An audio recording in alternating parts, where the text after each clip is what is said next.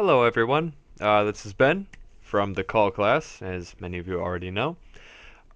Today I'm going to be talking about how to implement some of the teaching applications from the article that I did research on, which mainly had to do with using MAL or mobile application language learning in order to teach learners how to use English in a specific context using mobile devices, which is becoming much more prevalent today since everyone has an iPhone.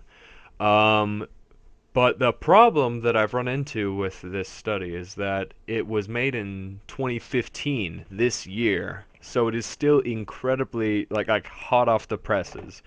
So what they did in the study that I read about was they implemented adaptive filtering into language learning, which in particular video clips when it comes to captioning and subtitling. Um, so what this study did was it tested whether or not students preferred using adaptive filtering. Um, Adaptive filtering basically means that they get to pick the level of proficiency in their filtering, so they can pick between beginner level, intermediate level, and high intermediate. And with each level, it becomes with beginner there are many words and sentences that are subtitled for the learner's sake, and then if they pick intermediate, then there aren't as many words. You know, some of the simpler words are excluded from the subtitling or captioning, and then the high intermediate lessens that word count even more so. So, um, in the study that I did, they were dealing with, I believe it was middle school students, and they tested them on whether they preferred the adaptive filtering method or the standard subtitling or captioning. And the study concluded that students much rather preferred being able to pick their level of proficiency with the captioning or subtitling, whatever it may be. So, going off of that study, and I'm just assuming that in my application of it, which I'm doing a presentation of right now, that the app that they came up with for the mobile device to create this um, adaptive filtering process is available. Um, I am going to show you how I would implement this in my classes. So I have lined up a list, three different video clips um, from YouTube that I would use the adaptive filtering with. And the clips that I decided to go with are kind of iconic American clips. The first one is Citizen Kane, which is a classic American movie. And this particular clip has a lot of language that has to do with how to run a newspaper. So I'll just kind of go into it right now.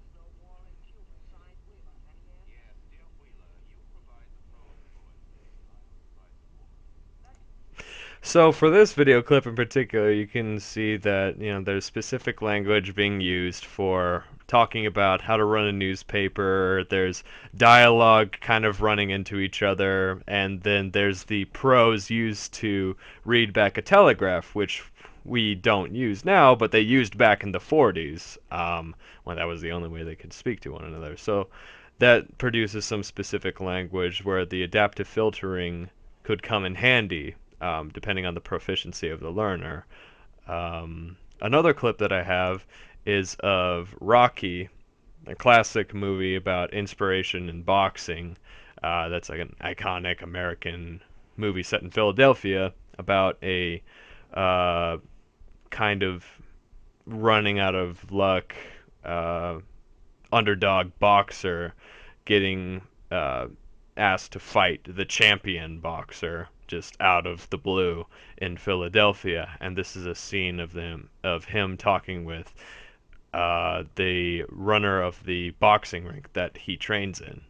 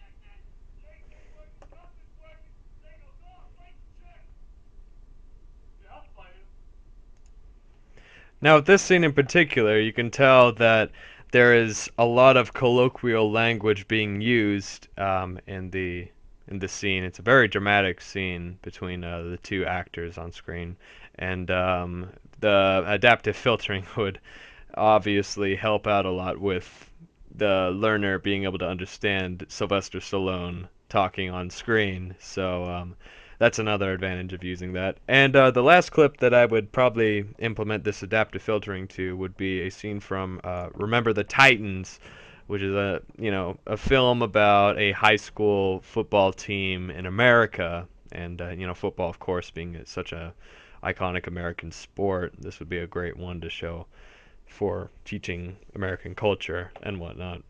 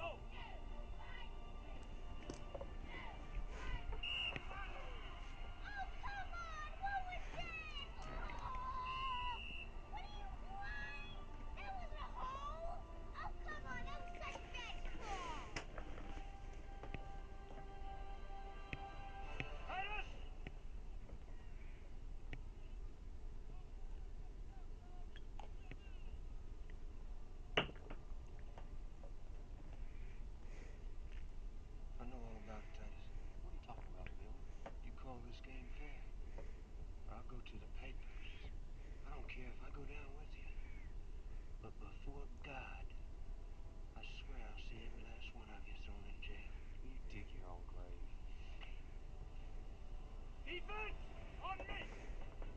Okay, Petey, don't you drift to the strong side. Coach, they calling a holding penalty on me every time. Did I ask for your excuses? You want to act like a star? You better give me a star effort, do you hear me? Forget about him. Alan, you're in. Come on. All right. Now, I don't want them to gain another yard. You blitz all night. If they cross the line of scrimmage, I'm going to take every last one of you out. You make sure they remember forever the night they played the Titans. Leave no doubt. So this scene, of course, is reminiscent of very inspirational. It calls back to the inspiration that Rocky instilled, and this film would be great for teaching specific terminology, football terminology, such as like official, the coach, holding in that context, 15 yards. What does that mean there? You can hear cheerleaders cheering in the background. And for this movie in particular takes place in Alabama, so you can hear a particular section of the United States, the southern accent, a distinct accent in that particular region of the United States. And so the adaptive filtering would come in handy here in order to sort of let the learners know, like their level of proficiency, whether they're familiar with football terminology in English, or if they're not, they could, change their level of proficiency in that regard for learning about, like, listening to this video clip in particular.